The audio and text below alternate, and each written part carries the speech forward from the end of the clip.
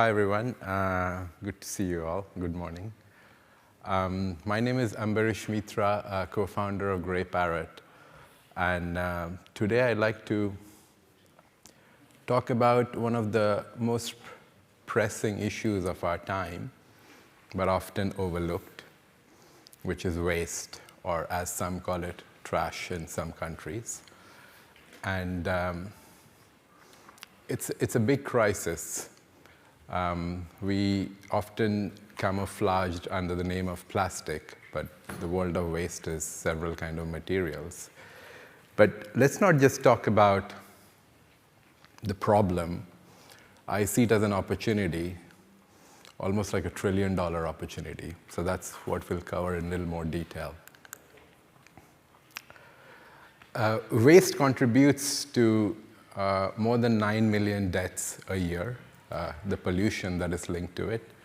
It's actually more than AIDS, malaria, and tuberculosis combined. It has a tremendous impact socially around the world, the way it's burned and treated. It has a huge economic impact where billions, hundreds of billions of dollars of materials. I'm using the word materials here. We use the word waste, but let's not forget that this very product is a positive commodity when you're using it at home. And the moment it goes through the vent of your bin, you see it is of no value, but it's the same material, which can be used in several other ways in the society, but at this point, most of it gets disposed in a way that makes it invisible. Invisible, but not harmless. And lastly, the amount of waste that is burned in the world, it produces emissions higher than even the aviation industry, and actually few other industries combined. And if we take the manufacturing of the products in the cycle and the waste disposal, that number would be more than 5.5% to 6% of global greenhouse emissions. It doesn't end there. I mean, we are, of course, celebrating tech here. It's a Tech.eu conference. And in that celebration, we celebrate innovation in the consumption economy, right? Like how are things being built, how e-commerce is being optimized, how every millisecond of our lives are traded and sold. Because, at least in any given country, more than 5 to 10 companies know what you're about to do in the next 1 minute of your life. How you got here through Uber, which product you're about to deliver for your lunch through Deliveroo, which train routes you took, which airline you're about to board, which products you're buying on Amazon, which product you're about to choose in Instagram, or you're being targeted. Which is great because it's created an incredible consumption, fast-paced economy. And a lot of tech innovation has gone there. There is a parallel world. That economy is almost the size of $20, $30 trillion worth of consumption every year. There's a shadow economy, I call it the abyss. Where does it all go? You consume, you throw away. It's not measured, so I can put a number to it. Today it's like worth $1.5 trillion, but could be a lot more. We'll cover that a little more later. But there's a lot of opportunity in these lost materials. And there is no digitization, hence there is no measurement. Imagine if we could measure and account for waste, not as a liability, but literally account for every product that is consumed, from a chocolate wrapper to large boxes, electronic items, cars, everything. Attribute and also trace its value, trade it like energy or data. That's the world Greyparrot is building, where we see waste as a resource not as a liability. Hence, we came up with the idea of waste intelligence. We took computer vision, a fusion of computer vision, deep learning, and material sciences, these three branches, and build this very large-scale AI model supported with the hardware. For investors in the room, hardware is important. You've got to solve world's problems. You have to make your hands dirty. Hardware which analyzes billions of data points in waste streams and figures out where is your waste going from cities and towns, where it leaves for, does it get recycled, reused, recovered, or lost? And important to know that these Greyparrot analyzers are put in facilities called MRFs in our industry, but they're called material recovery facilities. You might ask me the question that why not in the bins or in municipality trucks? We actually thought of the value chain. Because when you think of, when we ask even the Joe public about it, people really think their part of the recycling is done when you put the right product in the right bin, and you imagine some kind of a recycling fairy will look after it, and it's been taken care of. But unfortunately, majority of recycling comes in mixed sources, because you're putting all different kinds of bottles, cardboards in one single line and putting it away. And then they end up in these facilities where they're again put together. If you put this thought in your mind, product can only be recycled or recovered if they're made into single streams. And we overgeneralize by calling things paper and plastic, where these are polycarbonates. And HDPE, which is your milk bottle, is very different from your water bottle, which is PET. Or there's food grade, there's non-food grade. The chemical components in each one of them is very different. They need to be understood and separated. The industry was ripe for disruption, and that's why, as you can see in this looping video, if you dive into the detail, there are 111 classes of objects, which covers for 99.9% of all materials humans consume on a daily basis. And they go through these facilities, they're analyzed, and they're separated. We'll show you a process, how it works. So in this video, you'll notice, this is what a typical material recovery facility looks like, where the AI model is classifying all different materials. This is a slowed down video. This belt actually typically moves at 2 to 3 meters a second. And then it classifies the waste composition. The waste plant manager sees the recipe and the financial value of the waste going through. So they now have a visibility of what each material is, and they get to see how much material loss could happen. Then it analyzes each aspect of how the whole plant works before and after. We are digitizing the entire value chain inside the plant and what it's worth, and trying to help them optimize machines. They also send signals to different existing mechanical machines and gives it intelligence to whether it's robotic arms, whether it's optical sorters, whether it's ballistic separators, almost like dynamically controlling the whole plant. Those of you know the company Waymo, it doesn't build cars. It makes existing cars into self-driving cars. The same way Greyparrot makes existing plants into a semi-automated to fully automated plant by giving brains to an existing mechanical infrastructure. This is our new Greyparrot analyzer box. In a typical plant, we put anything between 6 to 20 based on the scale of the plant.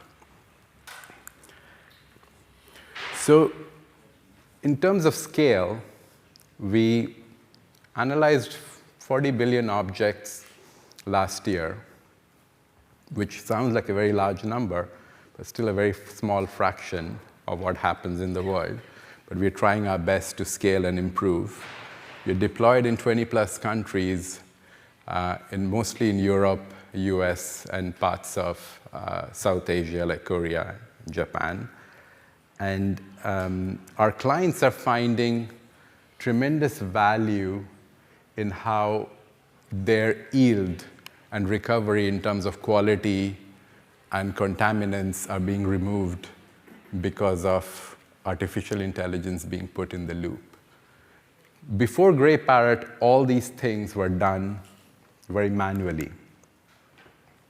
This is another example of the Greyparrot technology being integrated in something called iTainer, which is like a container ship with a recycling mini morph inside it. This is a big innovation in South Korea. And these guys are trying to bring this to Europe and US, where your waste gets recycled within the city itself. It doesn't need to be shipped out. But still, the waste needs to be understood, right? So again, like a brain, our analyzers are being embedded in this very system, and we are seeing increased recovery and much more. So almost like the whole waste industry is mechanical, and they all had different versions and vision of it. What was missing was a large piece of AI. Today, those of you using generative AI and other forms of AI in the room, it's not like you never knew how to write an essay or you never knew how to draw an image. It's just bringing a lot of efficiency in what you do. But unlike that, in this industry, they're able to do things that was not imaginable before, because look at the consumption patterns in the world, and it's a very large problem to solve. Not only we do that, the system analyzes not on a material level alone, but also on a brand level in real time. We are able to tell you whether a product with a certain sleeve or without sleeve gets recovered or not, with a certain shape or certain caps. There are a lot of multi-material products. There's a whole value chain redesign or almost reinvention happening, because the world of brands, when they put the infinite triangle of recycle on their products, they still do not know or cannot guarantee that product will be recycled, because no one really had a view what happens end of life. But now this technology enables really massive packaging innovation where they can understand and make a big difference for not today's products, but at least for tomorrow's products. They didn't have the data. So in terms of the intelligence, we have 4 key stakeholders. Besides the morphs, which understand their products on a material level and help it recover more, we also have the world of brands, who are rethinking about the future of packaging. But this data is very valuable, and so of course it gives a little more impact to the world of carbon trading exchanges, because we're making recovery into a traceable commodity. And of course, for policymakers who are trying to introduce policies like extended producer responsibility and other forms of plastic taxes, they get a lot more insight too.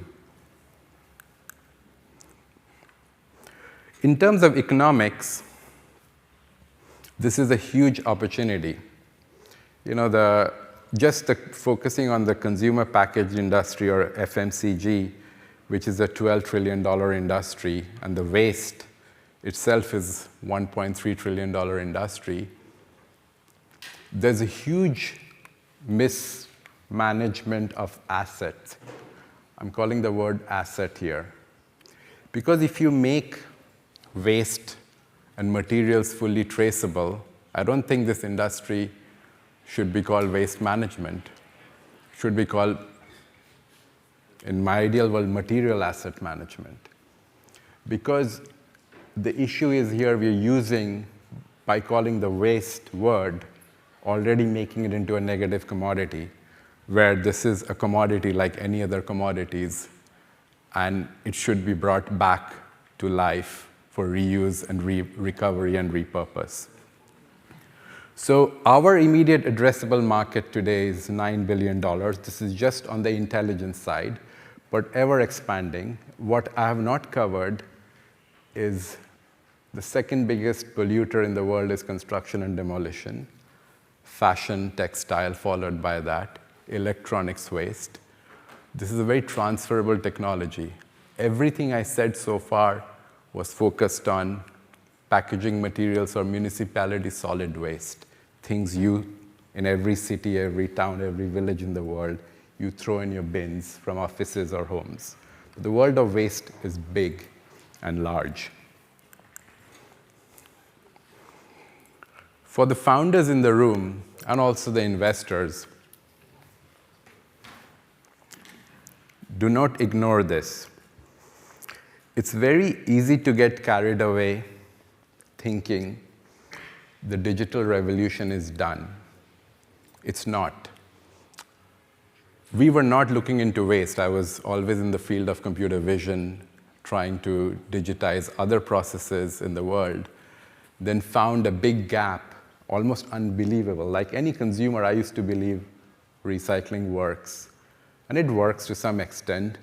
But when I got deep into the world of material sciences, I realized that we pay so much money in manufacturing these things, but then we throw it away for nothing. Each arrow combined there is a $1 trillion opportunity. There's a big business model in every part of this process. There's only some part of the process we are covering, but there is huge, huge opportunity. And really, the future of the world is going to depend a lot on how we really cater to harnessing our existing resource, reduce wastage, and create opportunities in that. Of course, we are building incredible companies and with software as a service or AI models, that is great, but how it impacts our daily lives of people on a planetary level makes a difference. And I'm not here really giving an environmental speech. I'm really, really talking about an economic opportunity. And whether it's in agriculture or in health sciences or in waste or other physical aspects of the world, there is tremendous opportunity. So I would say, like for the founders, look where no one's looking. And of course, for investors, there is this kind of deep tech has deep impact, but also it's in the perfect intersection of planet, people, and profit. So on that closing note, I'd like to thank you all for inviting me here.